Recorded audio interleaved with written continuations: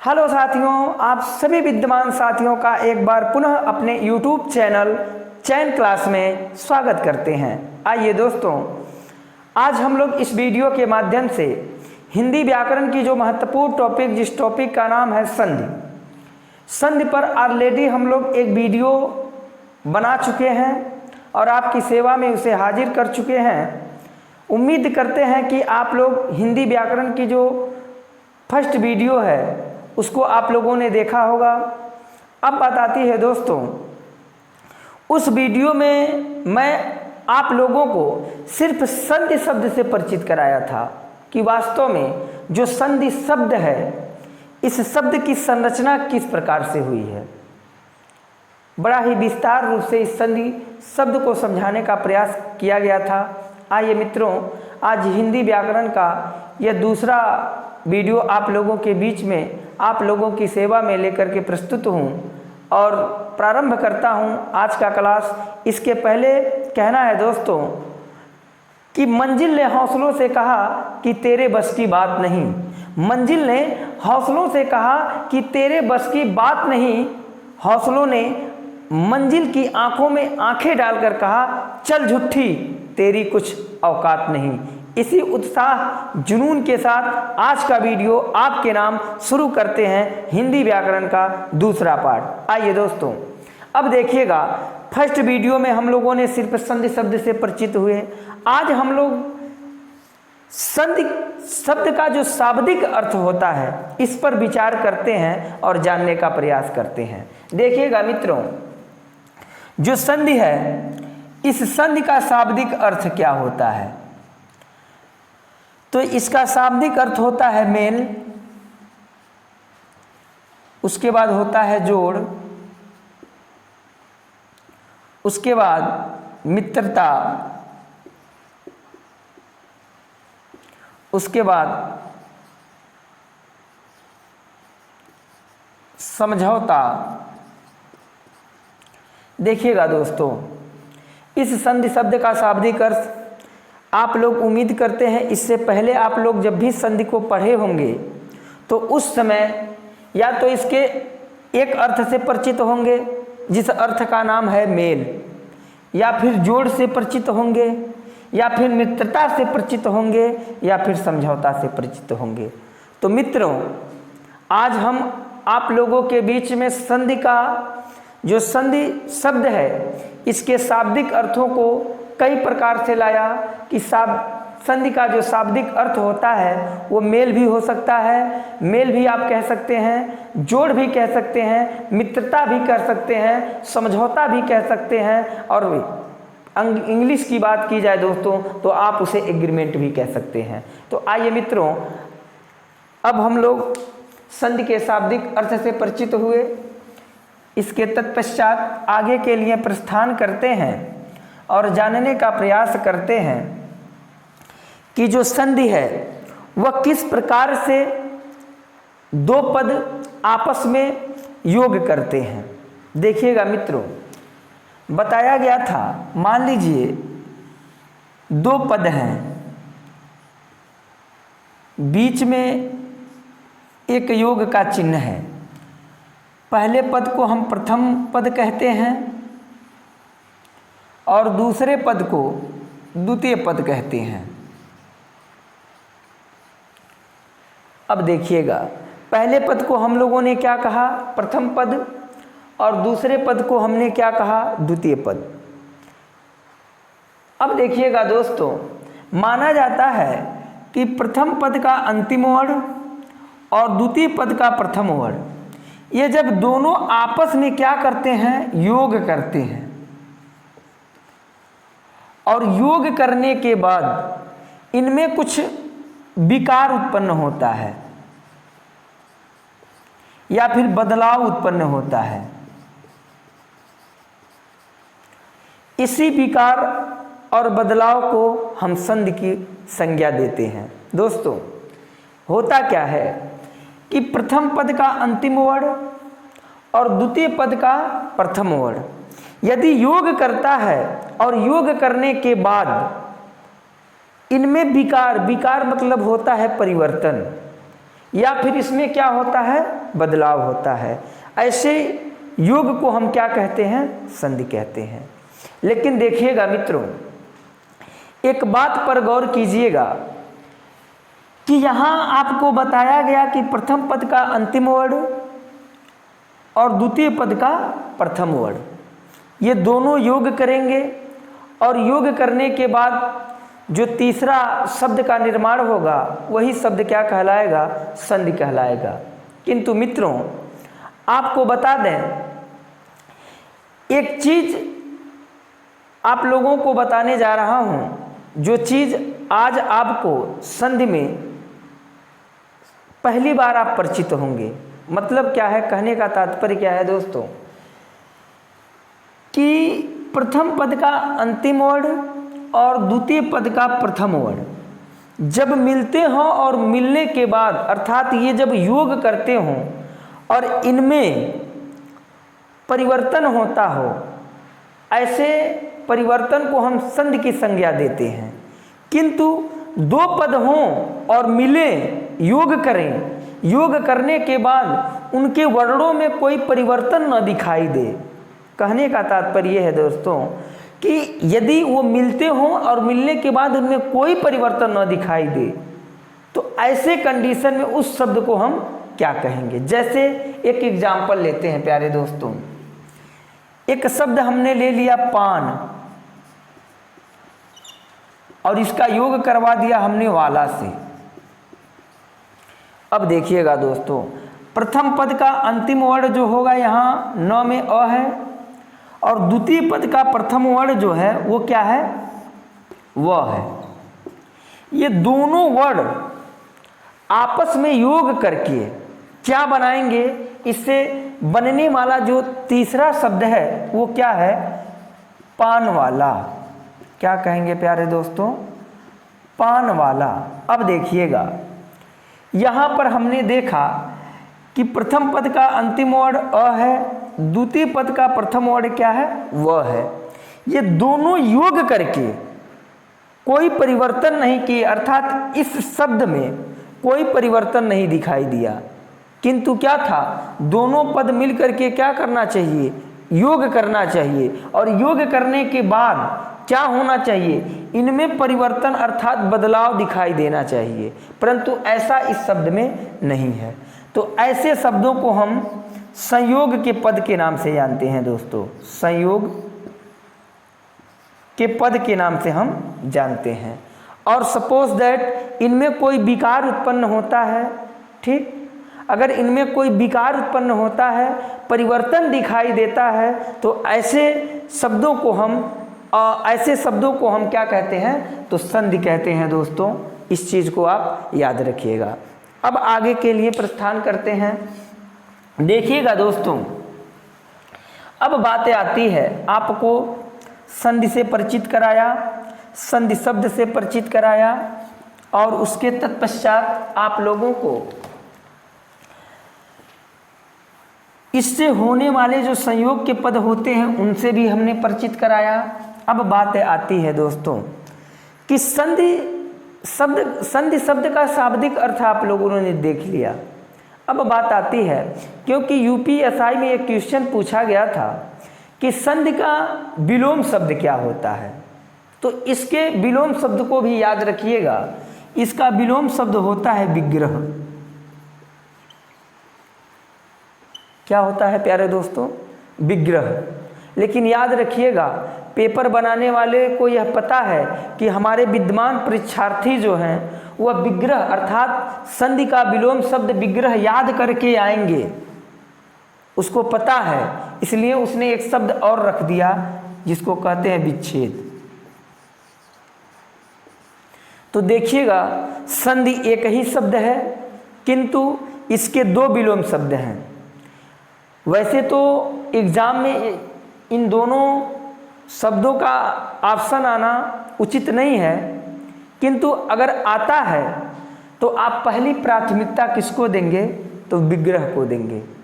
अगर पूछ लेता है और उस ऑप्शन में ये दोनों विकल्प दिए होते हों तो ऐसे कंडीशन में पहली प्राथमिकता आप किसे देंगे, तो विग्रह को देंगे। अब बात आती है दोस्तों कि होता क्या है। हमने आप लोगों को बताया कि जब दो पद आपस में योग करते हों, योग करने के बाद अगर उनमें परिवर्तन होता है तब तो उसे हम क्या कहते हैं, संधि कहते हैं। यदि दो पद योग करते हों लेकिन उनमें परिवर्तन नहीं दिखाई देता हो, ऐसे पद को, ऐसे शब्द को हम क्या कहते हैं, संयोग के पद कहते हैं। एक अब आप लोगों के मन में एक प्रश्न उठता होगा कि सर कारण क्या हुआ कि हिंदी व्याकरण में संधि को लाया गया। आखिर में वास्तविकता क्या थी, क्यों इसको संधि से जोड़ा, इसको क्यों हिंदी व्याकरण से जोड़ा गया, कारण क्या बनी। आइए दोस्तों एक शब्द आपके बीच में रखते हैं जिस शब्द का नाम है नारायण। उम्मीद करते हैं इस शब्द से आप ऑलरेडी क्या होंगे, परिचित होंगे। यदि हम नारायण को दो पदों में विभक्त करें तो एक पद नार हो गया और दूसरा पद क्या हो गया, अयन हो गया। अब देखिएगा इस नार पद का अंतिम वर्ड क्या है भाई, अ है,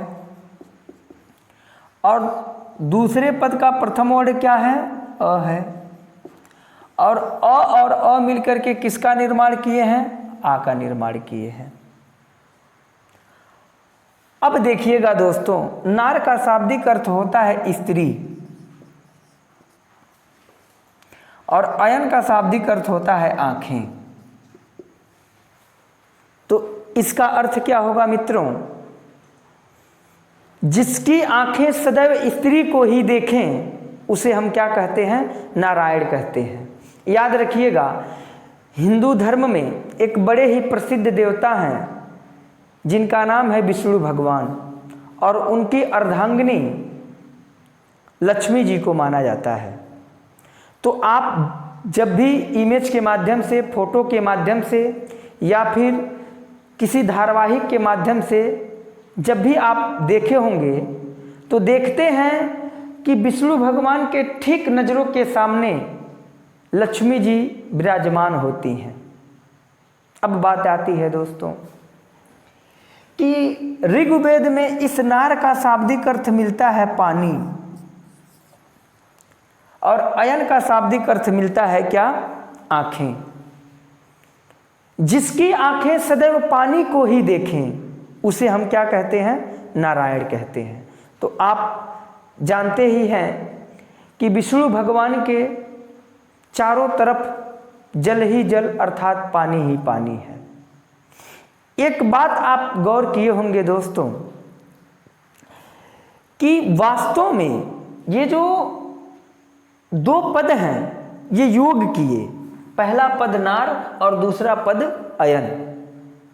ये दो पद आपस में जब योग किए और योग करने के बाद तीसरे पद का जब निर्माण किए तो इन दोनों शब्दों से निर्माण होने वाला जो शब्द है वो क्या है, भिन्न है, अलग है। और इसके साथ साथ यहाँ नार का अर्थ स्त्री था, पानी था, यहाँ अयन का अर्थ आंखें थी। अब जो तीसरा पद है जिसका निर्माण हुआ है दो पदों के योग से, उसका जो अर्थ है वो भी इन दोनों अर्थों से क्या है, अलग है, भिन्न है। तो हम कह सकते हैं मित्रों कि हिंदी में नए शब्दों के निर्माण के लिए तथा शब्दों के अर्थ को बतलाने के लिए हिंदी व्याकरण में संधि को जोड़ा गया। अब देखिएगा मित्रों, अब आपके मन में जो डाउट होगा कि सर संधि को क्यों लाया गया, तो इसका साक्षात प्रमाण आप लोगों को इस उदाहरण के माध्यम से हमने अवगत कराया। अब बात आती है मित्रों, एक क्वेश्चन पूछा गया है यूपी पुलिस में कि प्रधान संधि और गौण संधि ये क्या होती हैं, किसे कहते हैं। एक बात याद रखिएगा दोस्तों, माना जाता है कि प्रथम पद का अंतिम वर्ण और द्वितीय पद का प्रथम वर्ण जब मिलते हों और मिलने के बाद ये क्या करते हों, योग करते हों, ठीक है। और यह योग इन दोनों वर्णों में ही दिखाई दे, ऐसे कंडीशन में उस शब्द को हम प्रधान संधि की प्रधानता देते हैं। प्रधान संधि की जो है प्रधानता उसको देते हैं। पुनः इसका रिकॉल करते हैं मित्रों कि प्रथम पद का अंतिम वर्ण और द्वितीय पद का प्रथम वर्ण ये जब मिलते हों और मिलने के बाद योग करते हों और योग करने के बाद जो परिवर्तन होता है वो इन्हीं दोनों वर्णों में हो तो उसे हम क्या कहते हैं? प्रधान संधि कहते हैं। जैसे आप देखिएगा कि इस शब्द का यानी प्रथम पद का अंतिम जो वर्ण है उसका वह वर्ण कौन सा है? तो अ है। और द्वितीय पद का प्रथम वर्ण भी क्या है? अ है। और ये जब आपस में योग कर रहे हैं, आपस में ये क्या कर रहे हैं? योग कर रहे हैं, मेल कर रहे हैं। तो मेल करने के बाद इसका परिवर्तन इन्हीं दोनों में देखा जाता है। जैसे यहाँ पर देखिएगा रा में देखा गया है। तो ऐसे एग्जाम्पल को हम क्या किस संधि की प्रधानता देते हैं? तो मित्रों इसे हम प्रधान संधि की प्रधानता देते हैं। अब बात आती है दोस्तों कि गौण संधि क्या होते हैं। अब देखिएगा, जब प्रथम पद का अंतिम वर्ण और द्वितीय पद का प्रथम वर्ण योग करते हों और योग करने के बाद इन दोनों में परिवर्तन न दिखाई देकर इनके अलग बिंदुओं पर परिवर्तन दिखाई दे तो ऐसे परिवर्तन होने वाले शब्दों को हम गौण संधि की प्रधानता देते हैं। गौण संधि की प्रधानता देते हैं। जैसे आपने देखा कि यहाँ ड़ है और जब हमने इसका विग्रह किया तो यहाँ न में बदल गया। यही परिवर्तन न से ड़ में परिवर्तन ही क्या कहलाता है? गौण संधि की एग्जाम्पल मानते हैं उसे। देखिएगा दोस्तों, अगर मान लीजिए कि जब प्रथम पद का अंतिम वर्ण और द्वितीय पद का प्रथम वर्ण आपस में मिलते हों, योग करते हों, योग करने के बाद इनमें इन्हीं दोनों वर्णों में परिवर्तन दिखाई दे तो ऐसे एग्जाम्पल को प्रधान संधि की संज्ञा देते हैं। यदि प्रथम पद का अंतिम वर्ण और द्वितीय पद का प्रथम वर्ण आपस में योग करे और परिवर्तन इन दोनों वर्णों के अलावा अलग बिंदुओं पर हो तो ऐसे शब्दों को हम गौण संधि की प्रधानता देते हैं। जैसे यहाँ र है और यहाँ क्या है दोस्तों? न है। तो इस प्रकार से आप समझ सकते हैं कि गौण संधि किसे कहते हैं और प्रधान संधि किसे कहते हैं। तो ये बात आप लोगों के जहन में पूर्ण रूप से छप गया होगा। अब बात करते हैं दोस्तों कि उत्पत्ति के आधार पर 4 प्रकार से हम नए शब्दों का निर्माण कर सकते हैं। आप कभी भी यदि शब्द विभाग को अच्छी तरह से पढ़े होंगे तो आप पढ़े होंगे कि नए शब्दों के निर्माण हम 4 प्रकार से कर सकते हैं, जिसे हम उत्पत्ति के आधार पर शब्दों का निर्माण की संज्ञा दे सकते हैं। वो 4 कौन कौन से हैं? तो मित्रों, आप संधि का भी प्रयोग करके नए शब्दों का निर्माण कर सकते हैं और समास का भी उपयोग करके आप नए शब्दों का निर्माण कर सकते हैं।